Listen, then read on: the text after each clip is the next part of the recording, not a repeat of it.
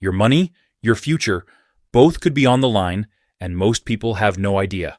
For decades, U.S. Treasury bonds have been the backbone of global finance, a rock-solid investment that nations around the world trusted. But what happens when that trust begins to crack? Between November 2024 and January 2025, something unprecedented unfolded. A staggering $390 billion sell-off of U.S. Treasuries by foreign allies and financial giants. This wasn't just a routine shift in investment strategy. Japan, China, and even longtime economic partners started dumping U.S. debt at a pace never seen before. Some say it's a financial realignment. Others warn it's retaliation, a direct response to Trump's aggressive new tariffs and shifting trade policies. So, why are countries walking away from U.S. bonds? What does this mean for your savings, your mortgage, and the price of everything you buy? And could this trigger a financial crisis even worse than 2008?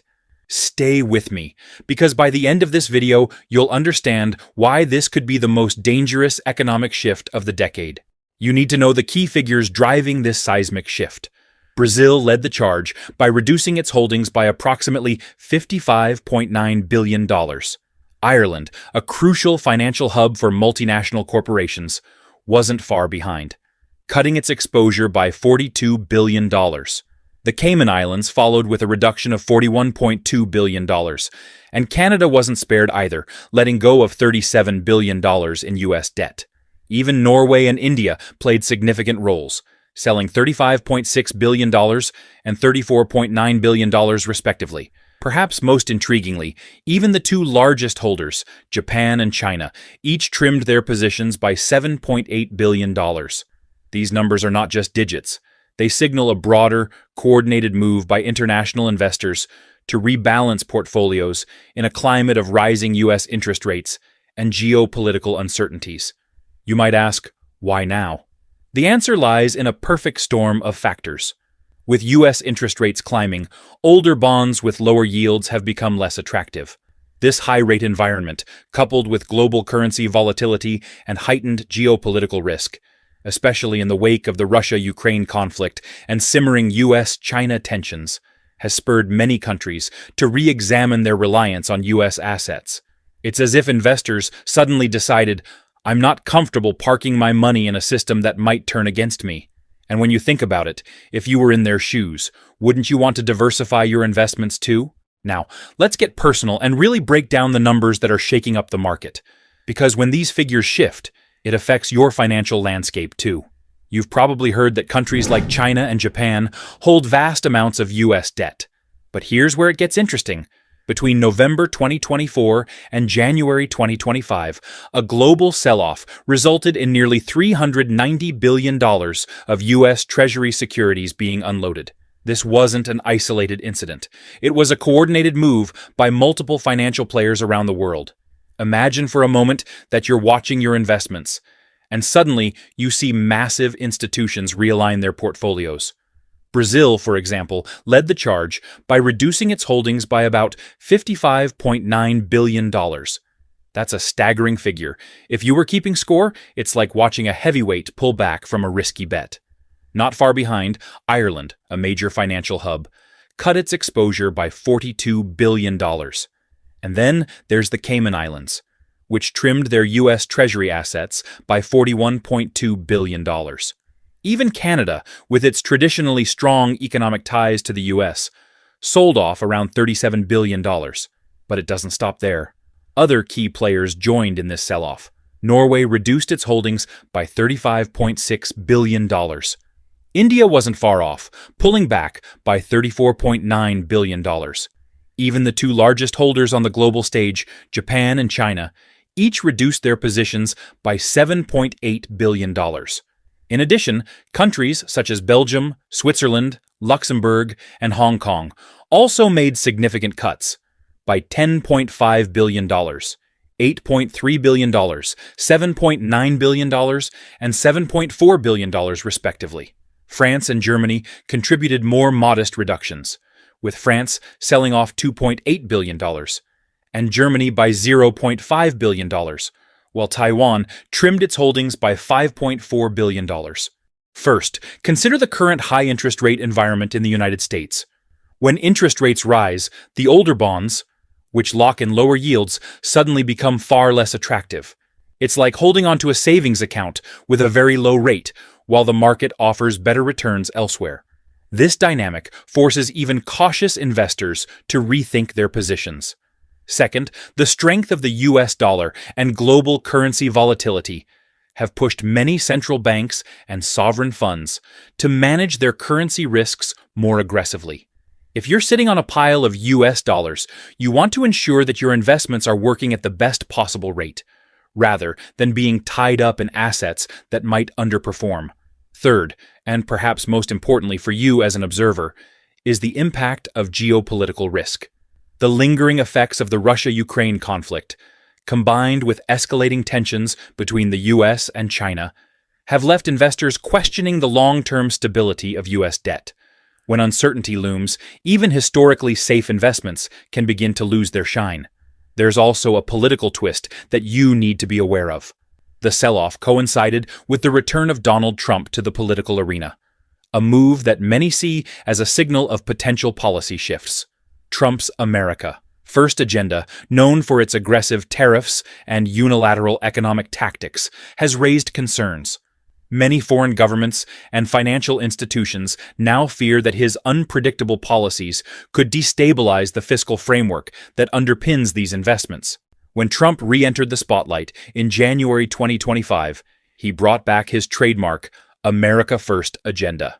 Remember how, during his previous term, he pulled the U.S. out of key multilateral agreements, slapped tariffs on China and Europe, and used economic sanctions as tools of policy? Well, his comeback has reignited fears that the U.S. might once again turn to unilateral and unpredictable economic tactics. You might ask, how does this affect me? Consider this. Trump's hardline rhetoric and early executive actions have added a layer of uncertainty. With his past actions, such as imposing broad tariffs and revisiting trade deals, being fresh in the minds of global financial leaders, the coordinated sell-off of nearly $390 billion in U.S. debt can be seen as a preemptive move to hedge against what many expect to be a return to protectionism and economic volatility.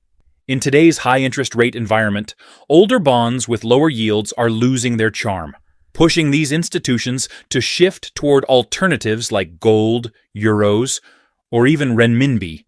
This isn't just risk management, it's a vote of no confidence in the current U.S. economic trajectory. As if that weren't enough, there's a new development that's about to shake up global trade even further. On April 2nd, 2025, the U.S. is set to implement significant reciprocal tariffs. Yes, you heard that right. This isn't your everyday trade adjustment. It's a calculated move to level the playing field by matching or exceeding the tariffs imposed by key trading partners on U.S. exports. Picture this: tariffs on American products that could soon affect everything from your car's price tag to the cost of your favorite imported goods. For example, if tariffs push the cost of imported components upward, manufacturers might pass those increased costs onto you at the checkout counter. Now, consider the global ramifications. European nations, long accustomed to a stable trade relationship with the U.S., are bracing for impact. The European Union has already expressed its deep concerns, characterizing these new tariffs as a potential violation of World Trade Organization norms and a direct threat to transatlantic economic ties. EU Trade Commissioner Ingrid Lauren has warned that if European goods are targeted unfairly, Europe may respond with its own set of tariffs. And it doesn't stop there. Countries like China have been quick to make their stance known. Chinese state media has warned that the American economy could face substantial consequences if these tariffs come into force. In fact, Beijing isn't waiting around.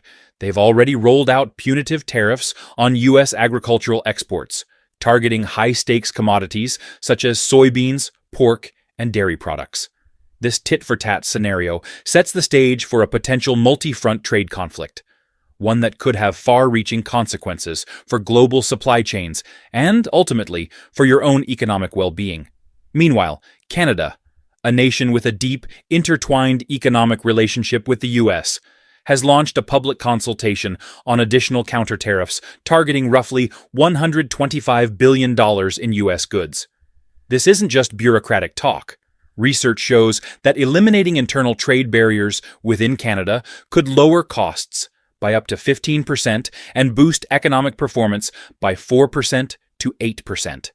Such bold measures underline the urgency with which nations are trying to shield themselves from what they see as an unpredictable U.S. economic policy. The U.S. automotive industry, a vital engine of the economy that supports nearly 10 million jobs, is also bracing for impact. You rely on reliable, affordable transportation every day, and you might soon feel the pinch at the pump, or even at the dealership. Analysts estimate that about 40 to 50% of a typical vehicle's components come from overseas, with new tariffs potentially adding an extra $1,000 to $3,000 to the price of a new car or truck. You could see a direct hit on your wallet. Higher production costs, passed along to consumers, may cool auto sales, putting pressure on an industry that has long been a backbone of American manufacturing. Moreover, the ripple effects extend into sectors like manufacturing and technology. Increased input costs, especially on imported raw materials, steel, and machinery, could slow down production across multiple industries. For instance, if tariffs make imported steel more expensive, manufacturers may face higher expenses that could lead to reduced output or even layoffs. This scenario isn't merely theoretical.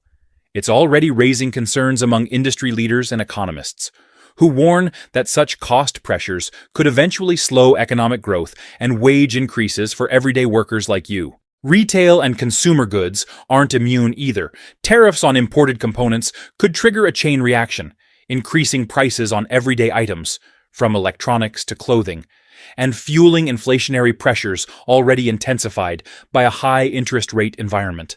Federal Reserve Chair Jerome Powell has signaled that while these price increases might be temporary, the overall disruption could delay progress in lowering inflation, a reality that might translate into higher costs at the checkout and tighter household budgets.